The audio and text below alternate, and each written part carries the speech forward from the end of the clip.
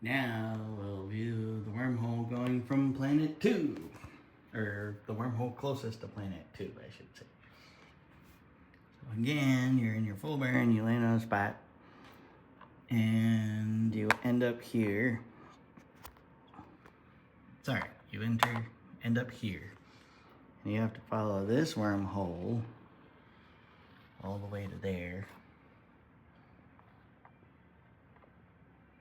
Which in turn corresponds to this marble track here.